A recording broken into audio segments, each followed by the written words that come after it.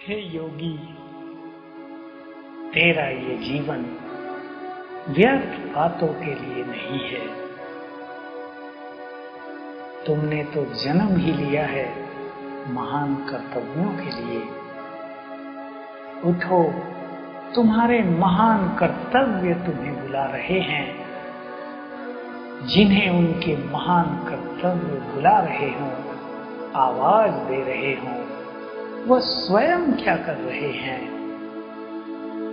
तुम्हारा ये जीवन व्यर्थ बातों में न बीत रहा हो।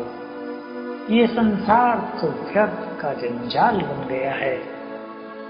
यहाँ जो कुछ तुम देखोगे, सुनोगे, वो सब तुम्हें व्यर्थ की ओर ही ले जाएगा।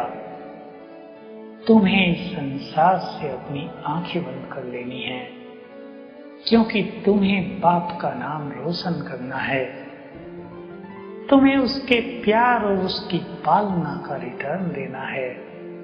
जरा विचार तो करो, जिसने सारी सारी रात जाग कर तुम्हारी पालना की है, जिसने ज्ञान रत्नों से तुम्हारा श्रृंगार किया है, जिसने पवित्रता का श्रेष्ठ वरदान तुम्हें प्रदान किया है, जिसने अपनी सारी शक्तियां तुम्हारे हवाले कर दी है, उसके प्रति तुम्हारा क्या कर्तव्य है।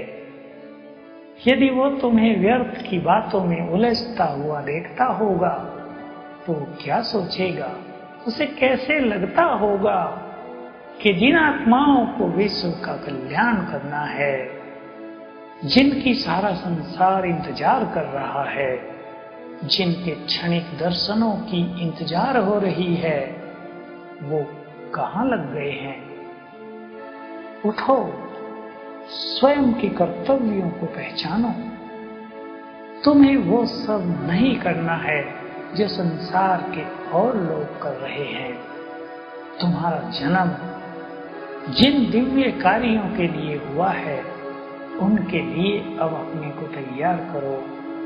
हे योगी, वो दिन दूर नहीं जब तुम्हें विश्व मंच पर स्थित होकर इस संसार को अपनी दृष्टि से निहाल करना होगा, जब तुम्हें अपनी श्रेष्ठ भावनाओं से संसार के अनेक मनुष्यों को शक्ति प्रदान करनी होगी, जब तुम्हें प्यार बांटना होगा, सबको शांति प्रदान करनी होगी, शक्तियों के वाइब्रेशंस देने होंगे।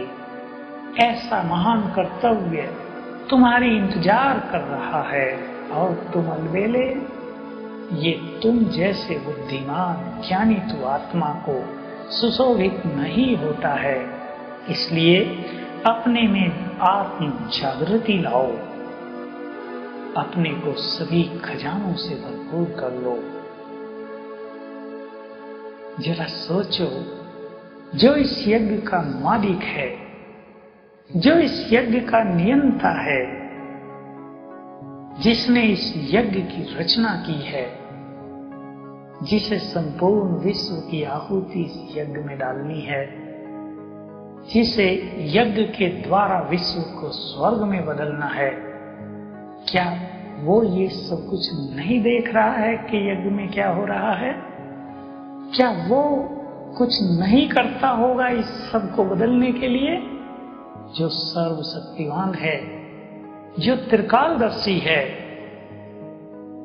वो निश्चिंत है, और तुम जो केवल निमित्त हो, वो चिंतित हो, वो व्यर्थ के विचार कर रहे हो, वो परचिंतन और परदर्शन में लगे हो, वो निराश हो गए हो। तुम क्यों निराश होते हो? जिस यज्ञ का मालिक स्वयं भगवान हो, जिस यज्ञ के द्वारा संपूर्ण विश्व की पालना होनी हो, उसमें भला कुछ गड़बड़ या अहित कैसे हो सकता है?